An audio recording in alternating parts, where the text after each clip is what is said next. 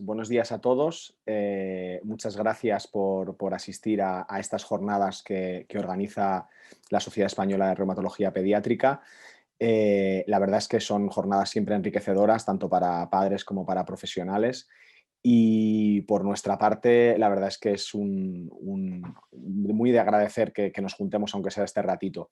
En este caso, nos hemos juntado un grupito que somos ahora como unas 35 personas para escuchar a la doctora Alina Boteanu, que es la responsable del Servicio de Reumatología Pediátrica del Hospital Ramón y Cajal de Madrid, y que además de compañera y amiga es una excelente profesional y nos va a contar las novedades que tenemos en estos últimos tiempos sobre los tratamientos en estas enfermedades autoinmunes como el lupus, la dermatomiositis y demás.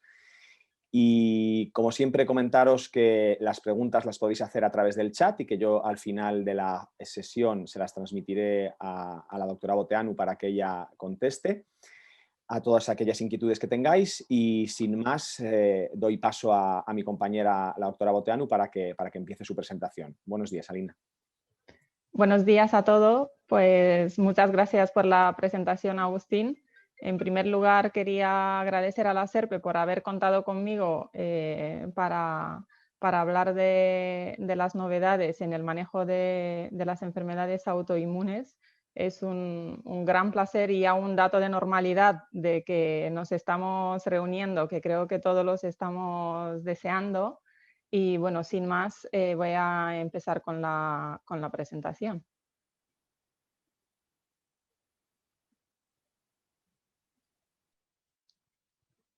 ¿Se ve bien? Sí, perfecto, Alina. Vale. Bueno, pues yo soy Alina Boteanu del Hospital Ramón y Cajal, la responsable de Unidad de Reumatología Pediátrica. Y esta es la agenda que vamos a seguir a lo largo de la charla. Vamos a hablar sobre todo del lupus eritematoso sistémico pediátrico y de la dermatomiositis juvenil, sobre todo por cuestiones de tiempo y porque son las enfermedades autoinmunes más frecuentes en la infancia. Y vamos a contestar a dos preguntas. Vamos a ver si existen guías de práctica clínica o consensos de manejos de estas enfermedades y si son necesarias y qué alternativas terapéuticas tenemos. Para hacer una introducción de la introducción, pues hay que decir que cuando hablamos del tratamiento de una enfermedad, no hablamos solamente de las alternativas terapéuticas, de los fármacos que vamos a emplear, sino que del momento que vamos a emplear esos fármacos, de cómo vamos a seguir la respuesta al tratamiento, cómo vamos a ajustarlo, cómo vamos a desescalar ese tratamiento, cuánto tiempo le tenemos que poner. Hay muchas preguntas alrededor del manejo de una enfermedad, no solamente el fármaco en sí. Vamos a empezar con el lupus. Entonces, el lupus, como sabemos, aproximadamente un 20% de todos los pacientes con lupus debutan en la edad pediátrica. Y las manifestaciones clínicas son similares con las que se observan en adultos, pero son más frecuentes la afectación de órgano mayor, y llamamos órgano mayor, por ejemplo, el riñón, que es un órgano muy importante para la vida de uno. Y esto hace que sean enfermedades más graves en la edad pediátrica.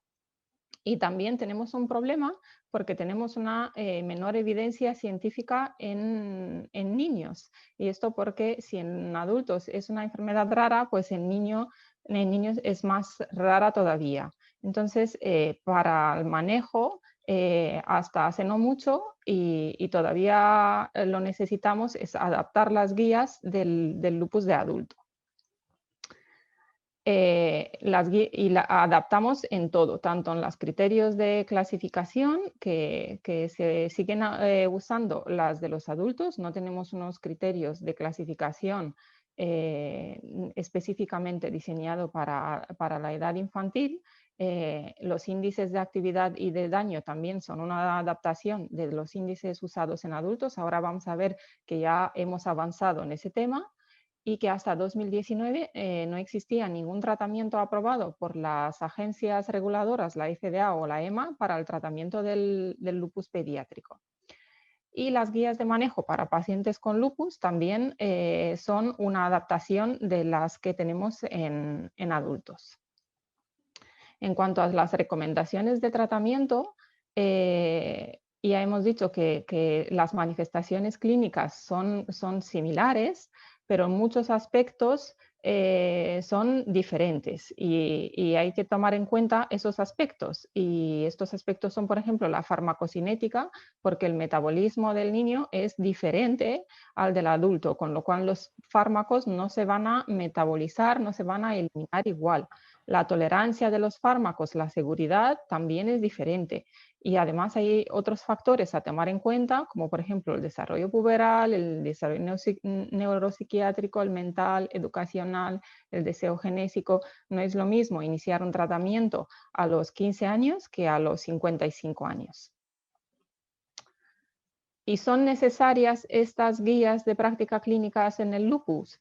Pues vamos a ver, el lupus es una enfermedad muy compleja, necesita un manejo multidisciplinar con varias especialidades implicadas. Además de los reumatólogos pediátricos, pues muchas veces a nuestros niños los tiene que ver el nefrólogo, el hematólogo, el dermatólogo, el cardiólogo, el oftalmólogo. Hay muchas especialidades involucradas en el manejo de esta enfermedad. Y el manejo habitual de cada uno de los especialistas puede ser diferente y esto lleva a una cierta variabilidad. Y también el manejo de fármacos es diferente entre especialidades y entre varios centros. ¿Y esto a qué lleva? Lleva a que esta variabilidad no sea tan buena. No es bueno que haya pacientes que se traten diferente con un cuadro clínico similar. Entonces, estas guías, ¿qué hacen? Pues intentan homogeneizar la asistencia de estos pacientes y ayudan al médico que tome una decisión sobre el diagnóstico, sobre el seguimiento o el tratamiento de una cierta condición basada en una revisión de la evidencia o la opinión de los expertos, con lo cual mejora la atención del paciente y disminuye la variabilidad. Con lo cual, si le damos un aprobado, es que son necesarias estas guías de práctica clínica. Pues os he traído este artículo, que es un artículo que se ha publicado en 2015 y hace una revisión de todas las guías y recomendaciones que había para lupus, tanto para lupus de adulto como para el lupus pediátrico. Y como podemos ver, en el año 2015 teníamos 9 guías internacionales y consensos de tratamiento, y para el lupus pediátrico tenemos un único consenso de tratamiento que además era únicamente para nefritis lúpica. Pero a lo largo de los años, pues la situación ha mejorado, tanto en cuanto a los adultos como en cuanto a los niños. Los niños van un poquito por detrás y ya disponemos de varias recomendaciones y guías de tratamiento, como hemos visto en pediatría. Pues la primera fue en el año 2012, que fue la de la nefritis lúpica, pero ya tenemos las guías SHARE. El proyecto SHARE surgió justo de esta necesidad de homogeneizar la asistencia de los pacientes pediátricos con enfermedades reumáticas y hacen recomendaciones de diagnóstico, de tratamiento y de seguimiento de varias enfermedades, no únicamente del lupus. Tenemos también, vamos a ver más adelante, las guías SHARE de manejo de la dermatomiositis. ¿Vale? Entonces tenemos ya 2 recomendaciones específicas para lupus pediátricos publicadas en 2017 y en 2019. ¿Y qué nos dicen esas guías?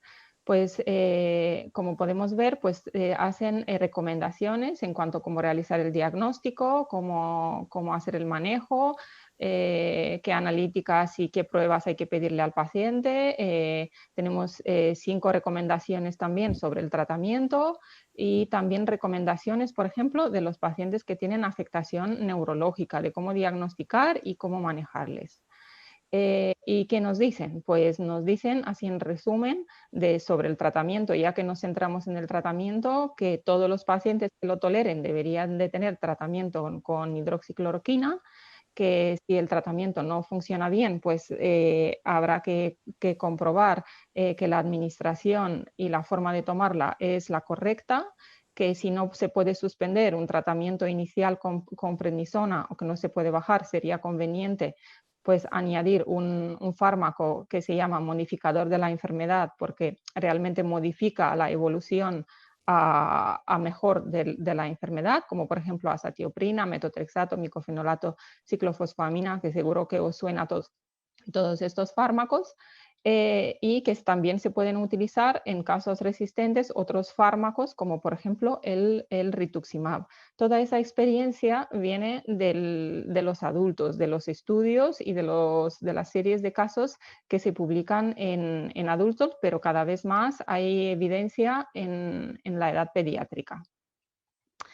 ¿Y qué hacemos con todas estas recomendaciones? Por ejemplo, con la guía de nefritis lúpica, pues se puede convertir en una especie de árbol que estáis viendo aquí, que en función del grado de la afectación, de la biopsia y de cómo responda el niño, pues se inicia un fármaco u otro, se hace un seguimiento y en función de la respuesta, pues se sigue ese fármaco o se tiene que cambiar por otro. En el caso de la nefritis, uno de los fármacos recomendados como para iniciar el tratamiento es el micofenolato. Esta es una diferencia, por ejemplo, que hay con los adultos donde se inicia o se usa más a menudo la ciclofosfamida, sobre todo por el tema de seguridad. Y estos tratamientos pues no lo ponemos así poner por poner, sino que hay un nuevo concepto que se utiliza en los últimos años, que es tratar con un objetivo. Nosotros tenemos que tener un objetivo a dónde queremos llegar y en cuánto tiempo queremos llegar. Pues este concepto pues ya lo estamos utilizando en adultos desde hace mucho tiempo, lo estamos utilizando en niños. Y el objetivo nuestro para el tratamiento de cualquier manifestación clínica del lupus pediátrico es la remisión. Y en el caso de que la remisión no sea posible, pues es la mínima actividad. También tenemos recomendaciones de cómo seguir con el tratamiento. Por ejemplo, dosis mínimas de corticoides, disminuir en el momento en el que el paciente ya empiece a estar mejor. Diagnosticar de forma muy precoz una nefritis lúpica, como una afectación renal, por ejemplo, no duele, el médico le va a pedir muy a menudo pues, analíticas de sangre y de orina justo para diagnosticar esas manifestaciones que a veces no son visibles en fases iniciales. Y en el caso, por ejemplo, si el paciente ha tenido ya una afectación renal, pues nos recomienda pues, mantener el tratamiento después de alcanzar la remisión por lo menos 3 años. Entonces tenemos ya un objetivo claro y sabemos cuál es y como en cuánto tiempo tenemos que llegar ahí. Y para alcanzar ese objetivo, pues no es suficiente que el paciente o el médico diga, pues el paciente pues está bien, va bien, sino que se utilizan unos indicadores de respuesta y de actividad y de daño. Pues en ese aspecto hemos mejorado bastante. Tenemos ya, como podéis ver en el primer artículo que os traigo, es uno en el que he tenido el placer de participar, que es sobre es un índice de mejoría del lupus en niños y adolescentes. Y también tenemos índices ya específicamente diseñados de actividad y de daño. Y con todos estos índices, pues podemos ver el arbolito que os he enseñado antes y saber si el paciente va bien o no va bien y cómo tenemos que manejar el tratamiento. ¿Y qué opciones terapéuticas tenemos en el lupus? Pues vamos a ver un poco el presente y el futuro. Varios de los fármacos que ya estamos utilizando desde hace mucho tiempo, ya los he comentado, y hay que saber que igual que las manifestaciones clínicas son muy variables y podemos tener un paciente con afectación de piel y de pelo únicamente y otro paciente con afectación con úlceras y afectación renal, vamos, que la combinación es muy variable. Entonces tenemos que ajustar al tratamiento en función de la manifestación más grave y también tenemos que a veces juntar varios tratamientos, porque un tratamiento puede no ser eficaz para todas las manifestaciones del paciente. En función de la actividad que el médico considere que tiene el paciente, que siempre ponemos en leve, moderada o grave, según la afectación que tenga y según los índices que nosotros hacemos en la consulta y las preguntas y los cuestionarios que se realizan, pues decidimos qué tratamientos tenemos que iniciar. Esta es la guía EULAR 2019, que es la guía para el manejo de adultos, que nos recomiendan tanto un manejo general, por decir así, por ejemplo, protección solar, pues poner las vacunas necesarias, hacer ejercicio, no fumar, controlar peso, todo serie de manejo fuera de tratamiento con fármacos. También en función de esa actividad, pues se va a iniciar un tratamiento. Como podéis ver, la hidroxicloroquina, en el caso de que se tolere, pues es indicada en prácticamente todos los pacientes.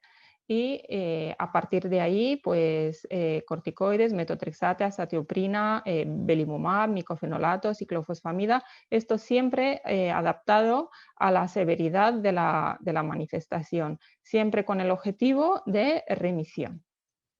Entonces, en niños, pues podemos ver que tenemos exactamente los mismos fármacos: hidroxicloroquina, azatioprina, pues tacrolimus, a veces dapsona para manifestaciones cutáneas, el belimumab, micofenolato, ciclofosfamida, en casos refractarios, rituximab.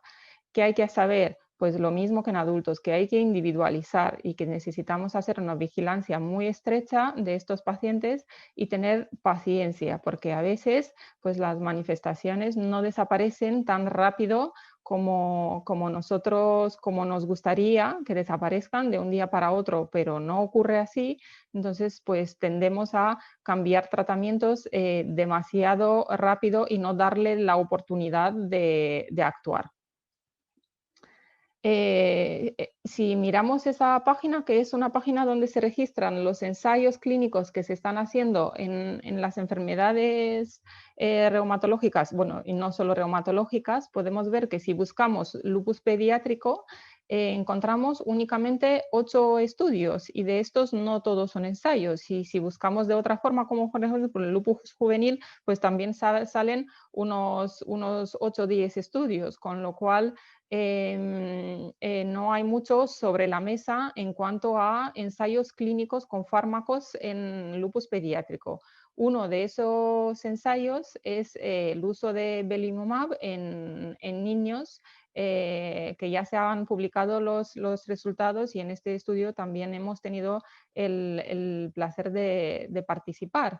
Es un fármaco que es el primer fármaco, como hemos dicho, que se ha aprobado para el lupus pediátrico, ¿vale? Ha pasado por varias fases. Primero se ha aprobado en adultos, siempre funcionan así. Primero los fármacos se aprueban o se estudian en adultos, y cuando ya se ve que funcionan, pues ya se hacen los ensayos que son necesarios para ver dosis y eficacia también en niños. Podemos ver que ese estudio ha pasado por todas las fases. El BLI-52 y 57 son de los adultos, y el Pluto es de los niños. Entonces se han incluido pacientes de 5 a 18 años con diagnosticados de lupus, que tenían datos de actividad en el momento en el que se han incluido, y como se han incluido 93 pacientes de 29 centros de 10 países.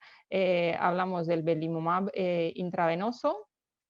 Entonces, como podemos ver, pues los resultados han sido muy buenos. Con azul podéis ver los pacientes, la cohorte que recibía, además del tratamiento habitual, belimumab, y en gris, pues los pacientes con terapia estándar.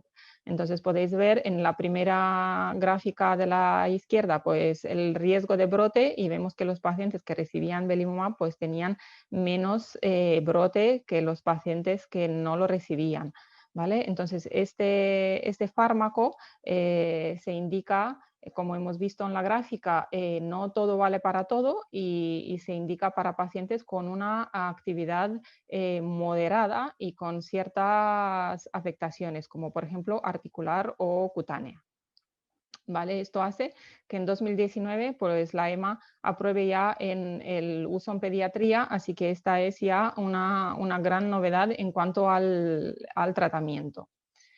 ¿Y qué nos trae el futuro? Pues el futuro, aquí en azul podéis ver varias células que están implicadas en la fisiopatología de esta enfermedad y varios fármacos, ¿vale? Que actúan sobre esas moléculas. Cuanto más conocemos sobre la fisiopatología y cómo se produce y cómo se producen los anticuerpos y cómo se están afectando, pues más dianas terapéuticas tenemos. Aquí veis un esquema de varios tratamientos que se están investigando en adultos. Podéis ver ahí a la izquierda el anti-CD20, el rituximab, que ya lo hemos nombrado, o el belimumab, pero la realidad es que hay más de 70 tratamientos, ¿vale? Que están ahora en estudio en adulto, ¿vale? Estas son unas tablas resumen de los tratamientos que se están investigando en ese momento,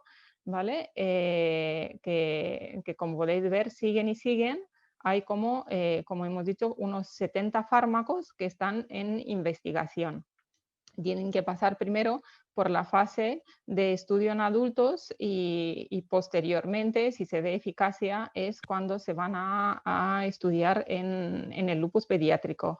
Pero el esfuerzo de investigación que se hace en este momento es enorme y no tiene nada que ver con los estudios que se hacían hace ni 10 años, con lo cual podemos decir que el futuro es bastante bueno y esperemos avanzar bastante rápido en este tema.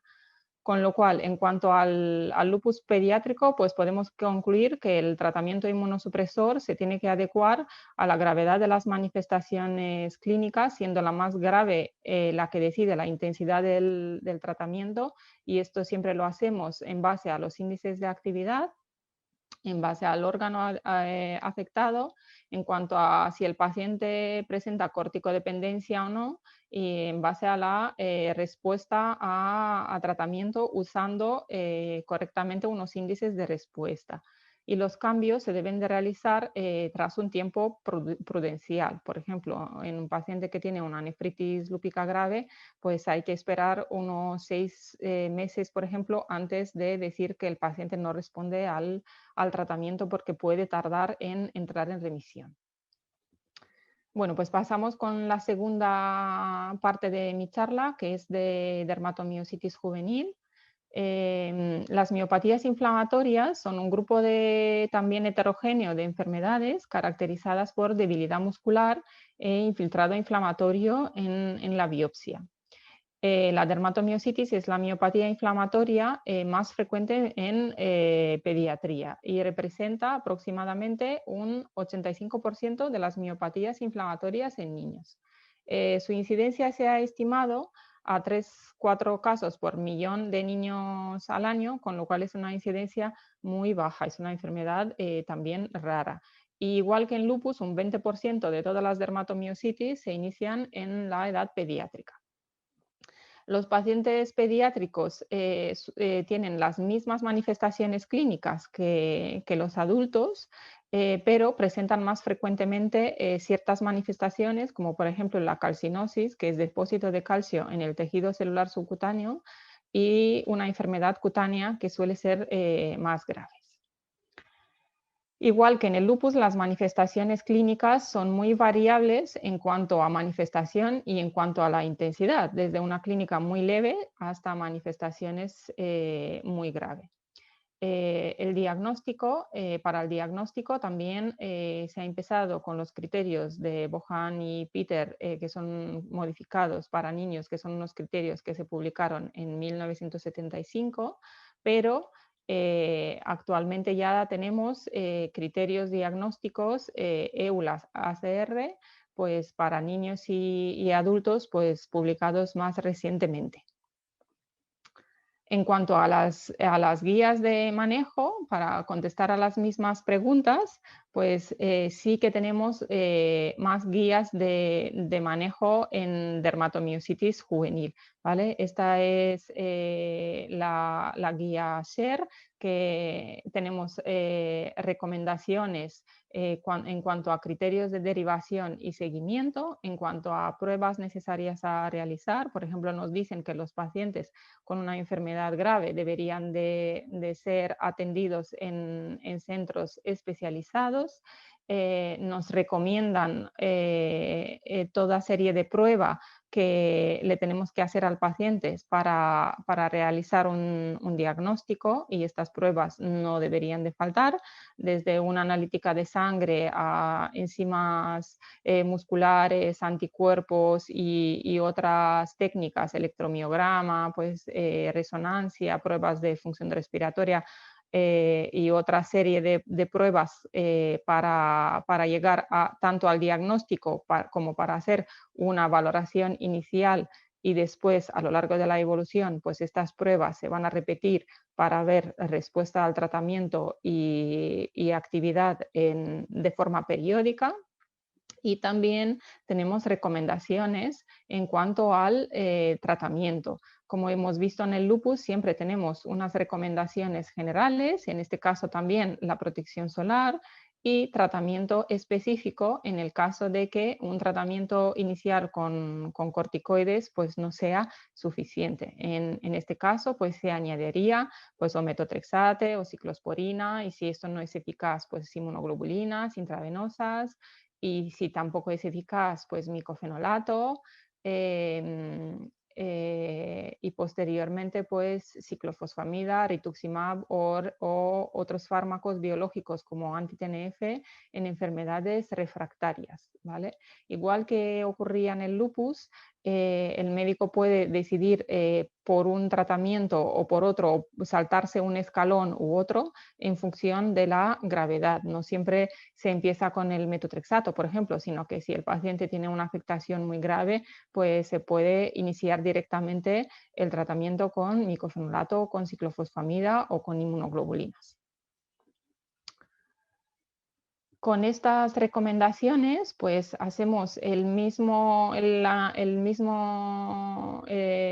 tipo de esquema, ¿vale? Que nos dicen cómo tenemos que actuar, cuánto tiempo tenemos que esperar, y siempre esto en base a una mejoría o una no mejoría, o estancamiento o empeoramiento de las manifestaciones. Entonces, con cierta regularidad, el médico pues va a hacer todas las pruebas necesarias, analítica de sangre, cuestionarios, explorar al paciente, y en base a unos índices que podemos ver que en ese sentido hemos avanzado también, y ya tenemos unos índices de respuesta al tratamiento que se publicaron en 2016, igual que este consenso de tratamiento. Entonces, en base a eso, pues decidimos si seguimos con el mismo tratamiento o si no seguimos y hay que pasar de escalón. Tenemos otro consenso de tratamiento, que son el consenso americano y canadiense. Por ejemplo, ahí, pues lo que han dicho, señores médicos, pues no sabemos exactamente cuál de las combinaciones y cuál de los tratamientos funciona mejor, porque no tenemos evidencia científica, no tenemos ensayos clínicos, porque son muy complicados de hacer al ser enfermedades raras. Entonces, pues han decidido unos planes de tratamiento y han dicho, pues cada uno pues que se adhiera al plan de tratamiento que le parece que usa normalmente y que más le parezca que esté adecuado para su paciente, y después pues vamos a ver el resultado. Pues estos planes de tratamiento, estos planes de tratamiento, estas recomendaciones se han hecho hace varios años, y ahora, por ejemplo, como recientemente en 2021 se acaba de publicar, pues el resultado, por ejemplo, de 3 de los planes de tratamiento que eran para dermatomiositis moderada, en cuanto a la asociación de metotrexato con prednisona intravenosa y después oral, o metotrexate, prednisona, inmunoglobulinas. ¿vale? Entonces han visto que realmente no había diferencia entre estas tres combinaciones, por ejemplo. Entonces, por este camino seguimos avanzando, seguimos teniendo resultados y seguimos adecuando nuestros manejos y aprendiendo con el tiempo y todos los días. ¿Qué nuevas opciones terapéuticas tenemos para nuestros pacientes con dermatomiositis juvenil? Pues tenemos ya la posibilidad de poner inmunoglobulinas subcutáneas que ya son disponibles, que sabemos que son eficaces para pacientes que no toleran el tratamiento intravenoso, que tienen efectos secundarios por lo que sea. ¿Vale? Y tenemos también biológicos y pequeñas moléculas para pacientes con formas muy graves y resistentes a todos los fármacos que ya estamos usando. ¿Vale? Este es uno de los tratamientos que está en investigación, ¿vale? Es el primero de los JAK que se publicó en la dermatomiositis juvenil, el ruxolitinib, y podéis ver las fotos que os he traído de estos artículos de la mejoría de las lesiones cutáneas, por ejemplo, que han presentado los pacientes después de recibir este tratamiento. También han visto mejoría de la fuerza muscular. Y a partir de ahí, pues se han empleado más anti-JAK, ¿vale? Como por ejemplo el baricitinib. También os he traído un caso de un paciente que también en la foto pues podéis ver la mejoría de las lesiones y en las grafiquitas pues la mejoría de la, de la musculatura. Y este es un caso más grave de un paciente que tenía una forma más grave de dermatomiositis, que tenía afectación pulmonar, paciente que fue refractario a otros tratamientos y que finalmente recibió tofacitinib. Y también podéis ver en las fotos pues, la mejoría de las lesiones que tenía en la mano y también una importante mejoría pulmonar. Pues para concluir, el tratamiento de la dermatomiositis juvenil, podemos decir que requiere un manejo en centros especializados, sobre todo los pacientes graves, que disponemos de guía de manejo basadas en la mayoría de ellas en la opinión de expertos y que necesitamos registros y ensayos clínicos para aumentar la evidencia científica, que esto ya con el desarrollo tecnológico y con todo las bases de datos, los registros y la gran conectividad ahora que tenemos por Internet es mucho más fácil que hace 10 años cuando todo era en papel y que tenemos que el mejor conocimiento de la fisiopatología pues ha llevado al uso de nuevas moléculas para el tratamiento con éxito de la dermatomiositis juvenil. Pues muchas gracias y estoy a vuestra disposición para todas las preguntas que han surgido. Muchas gracias, Alina, por tu presentación, estupenda como siempre y muy clara. La verdad es que vamos un poquito justos de tiempo, me informaban desde digamos, la organización, pero nos han dado 5 minutitos más hasta y 35 para plantear algunas preguntas. Entonces, yo te transmito algunas de las que ya han llegado.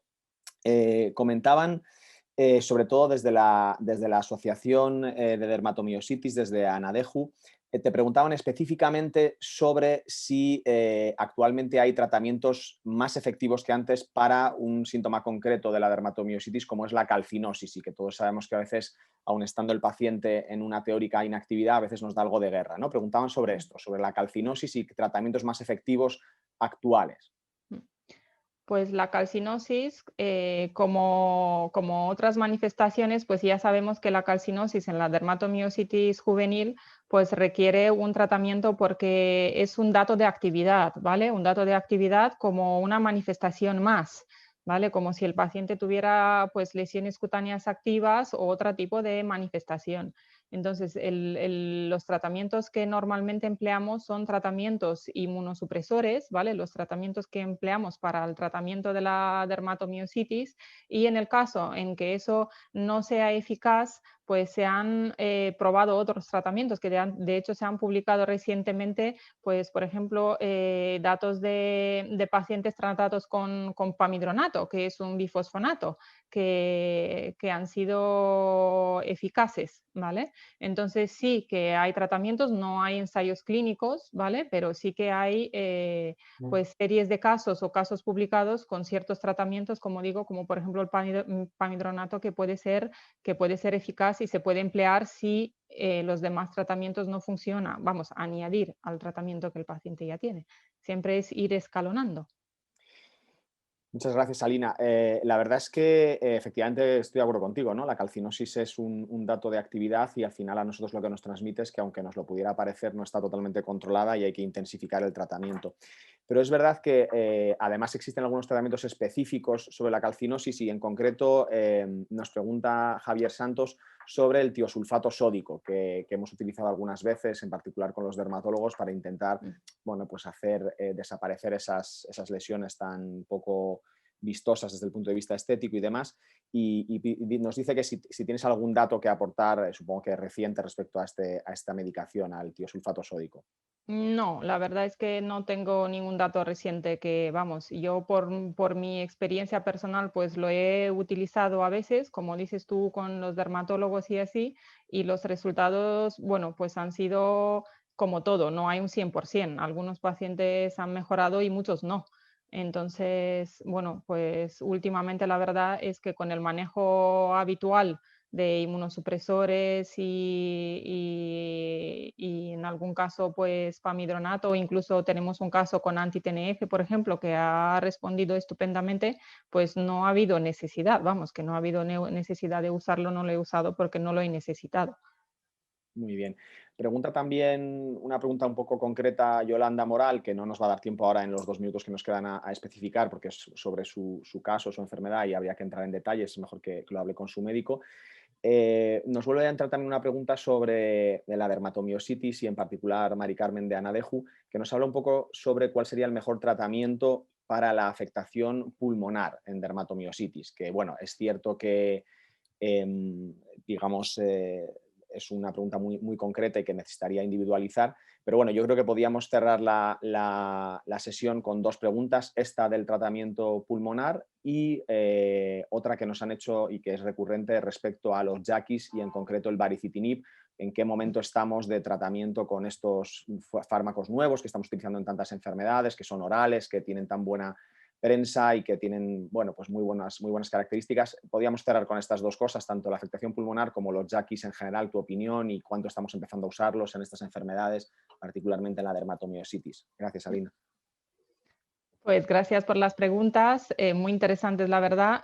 Pues en cuanto a la primera pregunta, pues la manifestación pulmonar es una manifestación grave, ¿vale? El pulmón es un órgano pues muy importante, entonces claro, no empezaríamos el tratamiento con un tratamiento con la primera línea de tratamiento, no empezaríamos con prednisona y ir esperando, sino que si el paciente tiene una afectación pulmonar grave, pues nos iríamos ya a micofenolato e incluso a ciclofosfamida, que serían los tratamientos que pondríamos de inicio. Y en el caso en que bueno, junto o no con las inmunoglobulinas, depende de qué más manifestaciones tengas. Y en el caso de un paciente refractario, pues como hemos visto, pues incluso podríamos usar los JAK, ¿vale? Hay que tener en cuenta que no disponemos de ningún tipo de ensayo clínico con los JAK, esto que me preguntabas de los JAK, ¿vale? De en qué momento iniciarlos, ¿vale? Entonces lo que tenemos es